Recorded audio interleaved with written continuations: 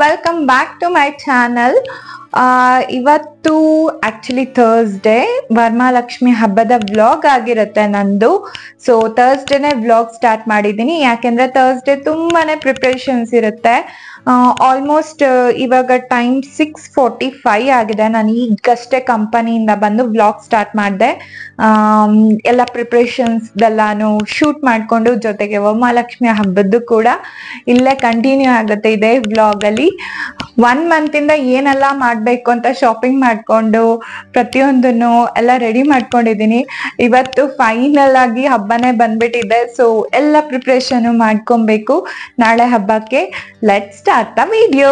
First ನಾನೀಗ start ಮಾಡಿದ್ದು ನಂದು ಏನಿತ್ತು ದೇವರಿಗೆ ಅಂತ ಇಡಬೇಕಾಗಿದ್ದು ಸಿಲ್ವರ್ ಐಟಮ್ಸ್ ಅದೆಲ್ಲನೂ ಕೂಡ ಕ್ಲೀನ್ ಮಾಡ್ಕೋತಾ ಇದ್ದೀನಿ. ಪೇಸ್ಟ್ ಯೂಸ್ ಮಾಡಿ ಕ್ಲೀನ್ ಮಾಡ್ತಿದ್ದೀನಿ. ಇದೇನು ಅಂತ ಏನು ಡರ್ಟ್ ಇಲ್ಲ. ಆ್ಯಕ್ಚುಲಿ ಕೋಲ್ಗೇಟ್ ಪೌಡರ್ ಯೂಸ್ ಮಾಡಿ ವಾಶ್ ಮಾಡಿದರೆ ತುಂಬ ಕ್ಲೀನಾಗಿ ಆಗುತ್ತೆ. ಈಗಲೇ ಹೇಳಿದೆ ಕೋಲ್ಗೇಟ್ ಪೌಡರಿಂದ ವಾಶ್ ಮಾಡಿದರೆ ತುಂಬ ಚೆನ್ನಾಗಾಗುತ್ತೆ ಅಂತ. ಬಟ್ ನಮ್ಮ ಮನೇಲಿ ಇಲ್ಲದೆ ಇದ್ದಿದ್ದ ಕಾರಣ ನಾನು ಸೆನ್ಸೋಡನ್ ಯೂಸ್ ಮಾಡಿದ್ದೀನಿ. ನೆಕ್ಸ್ಟ್ ಇವಾಗ ಎಲ್ಲ ವಾಶ್ ಆದಮೇಲೆ ಡ್ರೈಯಿಂಗ್ ಟೈಮ್. ಸೊ ಅದನ್ನೆಲ್ಲ ಡ್ರೈ ಮಾಡೋದಕ್ಕೆ ಅಂತ ನಾನು ಒಂದು ಕಾಟನ್ದು ಟವಲ್ ತೊಗೊಂಡು, ಅದು ಮಡಿ ಇರೋಂತಹ ಟವಲ್ಲು ವಾಶ್ ಆಗಿರೋದು, ಅದರಲ್ಲಿ ಡ್ರೈ ಮಾಡಿಕೊಂಡೆ. ಆದರೆ ನೆಕ್ಸ್ಟು ನಾನು ಡೆಕೋರೇಷನ್ಗೆ ಅಂತ ಈ ಸಲ ಸ್ವಲ್ಪ ಡಿಫ್ರೆಂಟಾಗಿ ಈ ಥರ ಸ್ಟ್ಯಾಂಡ್ ತಂದಿದ್ದೆ. ಅದಕ್ಕೆ ಕೆಲವೊಂದು ಎಕ್ಸ್ಟರ್ನಲ್ ಲೀವ್ಸ್ಗಳು ಅದು ಇದು ಎಲ್ಲ ಹಾಕಿ ಡೆಕೋರೇಟ್ ಮಾಡಿದೆ. ಈ ಥರ ಸ್ಟ್ಯಾಂಡ್ ನಾನು ನನ್ನ ಫ್ರೆಂಡ್ ಮನೆಯಲ್ಲಿ ನೋಡಿದ್ದೆ. ಸೊ ಹಾಗಾಗಿ ಈಸಿ ಆಗುತ್ತೆ ಅಂತ ಹೇಳಿ ಇದನ್ನ ತೊಗೊಂಡಿದ್ದು. ನೆಕ್ಸ್ಟು ಬಂದು ಸ್ಯಾರಿ ಟೈಮ್. ಸ್ಯಾರಿನ ದೇವರಿಗೆ ಡ್ರೇಪಿಂಗ್ ಮಾಡಬೇಕಂದ್ರೆ ಲೈಕ್ ನಾವೆಷ್ಟು ನೀಟಾಗಿ ಫೋಲ್ಡ್ ಮಾಡಿ ಇಟ್ಕೊತೀವಿ ಅದೇ ಥರ ದೇವ್ರಿಗೂ ಕೂಡ ಫೋಲ್ಡ್ ಮಾಡಿ ರೆಡಿ ಮಾಡ್ಕೋತಾ ಇದ್ದೀನಿ. ಇದನ್ನು ಯಾವುದೇ ಥರ ವ್ಲಾಗ್ ಮಾಡಿಲ್ಲ, ಯಾಕೆಂದರೆ ನಾನು ಅದು ಇದು ನೋಡೇ ಕಲ್ತ್ಕೊಂಡು ಮಾಡ್ತಿದ್ದಿದ್ದು. ಸೊ ಹಾಗಾಗಿ ನೆಕ್ಸ್ಟು ದೇವರಿಗೆ ನೈಟು ಎಷ್ಟಾಗುತ್ತೋ ಅಷ್ಟು ಅಲಂಕಾರ ಮಾಡಿದೆ. ಮೇಯ್ನಾಗೇನು ಕಳಶ ಮುಖವಾಡನ ಇಟ್ಟಿರಲಿಲ್ಲ ನಾನು. ಆಲ್ಮೋಸ್ಟ್ ರಿಮೈನಿಂಗ್ ಎಲ್ಲ ಸ್ಯಾರಿ ಉಡಿಸಿ ಎಲ್ಲ ರೆಡಿ ಮಾಡ್ಕೊಂಡಿದ್ದೆ. ಇವಾಗ ದೇವ್ರದ್ದು ಫೇಸ್ ಅಲಂಕಾರ. ಸೊ ನಾನು ಆಗಲೇ ವಾಶ್ ಮಾಡಿ ಡ್ರೈ ಮಾಡಿ ಇಟ್ಟಿದ್ದೆಲ್ಲ ಈಗ ಅಲಂಕಾರ ಮಾಡ್ತಾ ಇದ್ದೀನಿ. ನಾನು ಆಲ್ಮೋಸ್ಟ್ ಎಲ್ಲ ಕೆಲಸನೂ ಒಂದು 2-3 ಡೇಸಿಂದ 1 by 1 ಮಾಡ್ಕೊಂಬಂದಿದ್ದೆ. ಮೇಯ್ನಾಗಿ ದೇವ್ರದ್ದು ಮಾತ್ರ ಪೆಂಡಿಂಗ್ ಇಟ್ಕೊಂಡಿದ್ದೆ. ಸೊ ಅದನ್ನೆಲ್ಲ ಈಗ ರೆಡಿ ಮಾಡ್ಕೋತಿದ್ದೀನಿ.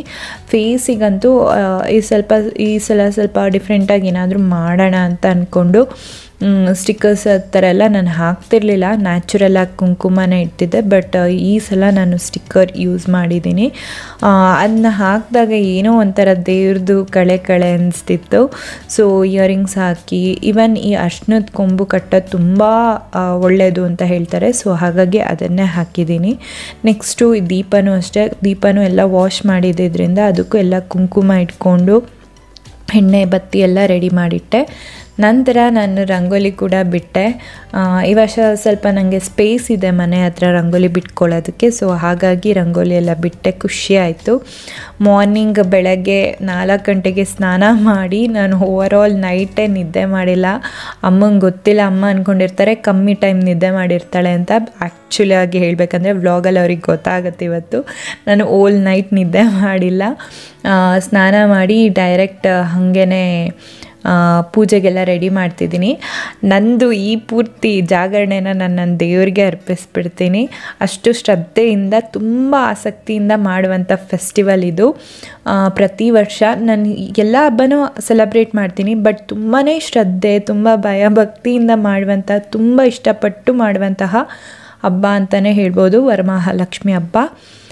ಸೊ ದೇವ್ರದ್ದು ಎಲ್ಲ ಆಲ್ಮೋಸ್ಟ್ ಕೆಲವೊಂದು ಬೇಸಿಕ್ ಎಲ್ಲ ರೆಡಿ ಮಾಡ್ಕೊಂಡಿದ್ದೆ. ಹಾಗಾಗಿ ನನಗೆ ನೈಟ್ ಜಾಸ್ತಿ ಟೈಮ್ ಆಯಿತು.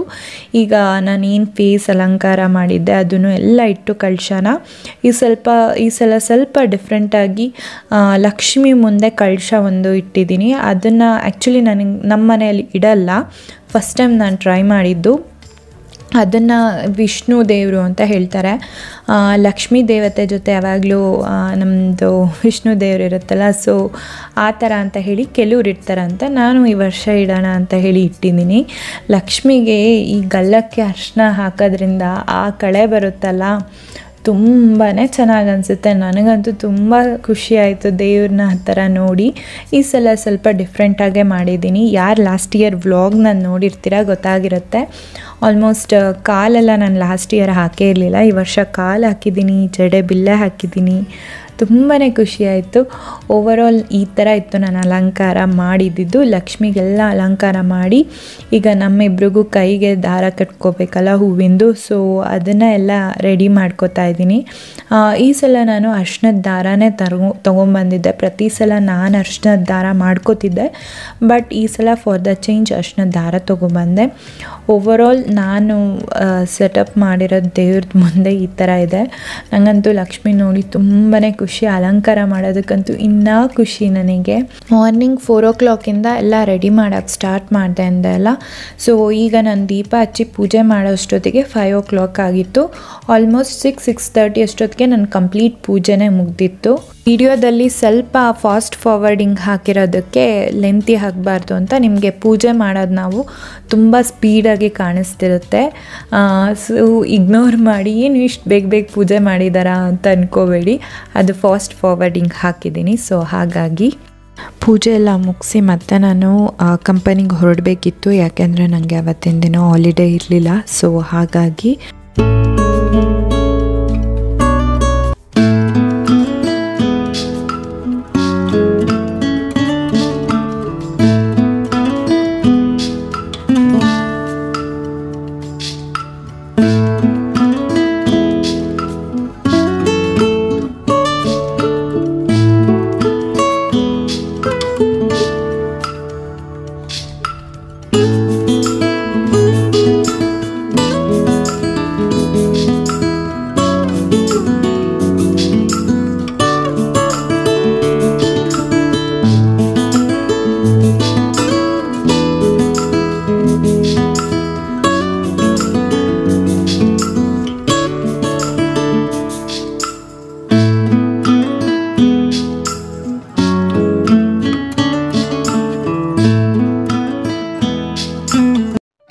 ಪೂಜೆ ಎಲ್ಲ ಮುಗೀತು.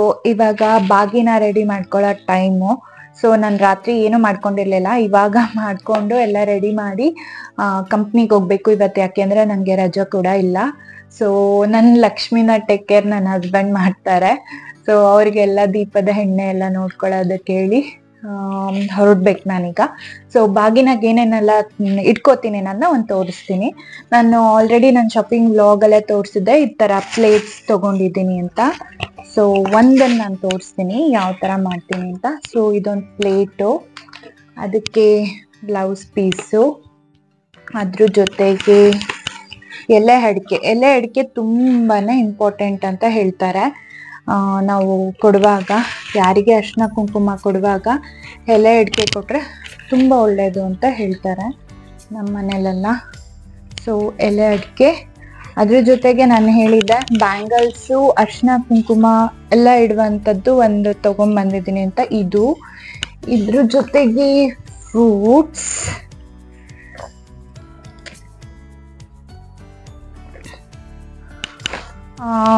ಇದ್ರ ಜೊತೆಗೆ ನಾನು ಅರಿಶಿನ ಕುಂಕುಮ ಅವ್ರಿಗೆ ಕೊಟ್ಟು ಇದಿಷ್ಟನ್ನ ನಾನು ರೆಡಿ ಮಾಡ್ಕೊಂಡಿದ್ದೀನಿ. ಸಾರಿ, ನಾನು ಆಗ್ಲೇ ಬಾಗಿನ ಅಂತಿದ್ದೆ, ಬಾಗಿನ ಅಲ್ಲ, ಇದು ಅರಿಶಿನ ಕುಂಕುಮ ಕೊಡೋದು, ಅಂದ್ರೆ ರಿಟರ್ನ್ ಗಿಫ್ಟ್ ಅಂತನಾದ್ರೂ ಹೇಳ್ಬೋದು. ಸೊ ಈ ಪ್ಲೇಟ್ ಎಲ್ಲ ಈ ತರ ನಾನು ಅರಿಶಿನ ಕುಂಕುಮಕ್ಕೆ ಎಲ್ಲ ಸೆಟ್ ಮಾಡಿ ಕೊಡ್ತೀನಿ. ನಾನು ರೆಡಿ ಮಾಡಿದ್ದಂತಹ ತಾಂಬೂಲ ತಟ್ಟೆ ಈ ಥರ ಇತ್ತು. ಪ್ರತಿ ವರ್ಷ ಏನಾದರೂ ಡಿಫ್ರೆಂಟಾಗಿ ಕೊಡಬೇಕು ಅಂತ ಹೇಳಿ ಈ ಸಲ ಈ ಥರ ರೆಡಿ ಮಾಡ್ಕೊಂಡಿದ್ದೆ. ಈಗ ಈವ್ನಿಂಗ್ ಪೂಜೆ ಟೈಮು, ಸೊ ಬೆಳಗ್ಗೆ ಅಷ್ಟು ರೆಡಿ ಆಗಲಿಕ್ಕೆ ಟೈಮ್ ಇರಲಿಲ್ಲ.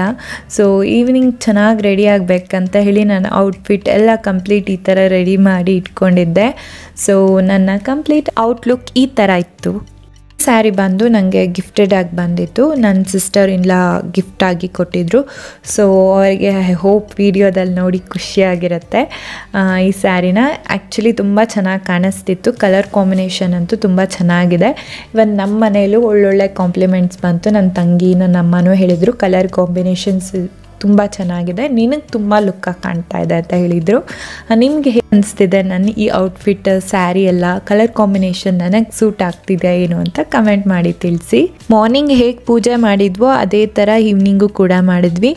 ನಮ್ಮ ಅಲಂಕಪ್ರಿಯ ಲಕ್ಷ್ಮಿ ಹೇಗೆ ರೆಡಿಯಾಗಿದ್ದಾರೋ ಅದೇ ಥರ ನಾನು ರೆಡಿಯಾಗಿ ಪೂಜೆ ಮಾಡಬೇಕು ಅಂತ ಹೇಳಿ ಪೂಜೆ ಮಾಡಿರೋದು ಈವ್ನಿಂಗು. ತುಂಬಾ ಖುಷಿ ಆಯಿತು ಈ ವರ್ಷದ ಹಬ್ಬ ಅಂತೂ. ಎಷ್ಟು ನೋಡಿದರೂ ಲಕ್ಷ್ಮೀ ದೇವಿನ ನೋಡ್ತಾನೆ ಇರೋದು ಅನಿಸ್ತಿತ್ತು. ನಾನು ಆ್ಯಕ್ಚುಲಿ ತುಂಬ ಟೈಮ್ ಕಿಚನಲ್ಲಿ ಸ್ಪೆಂಡ್ ಮಾಡ್ತೀನಿ, ಬಟ್ ಇವತ್ತು ಈ ದಿನ ಆದಷ್ಟು ನಾನು ಅಲ್ಲೇ ಹಾಲಲ್ಲೇ ಕೂತಿದ್ದೆ, ನೋಡ್ತಾನೆ ಇದ್ದೆ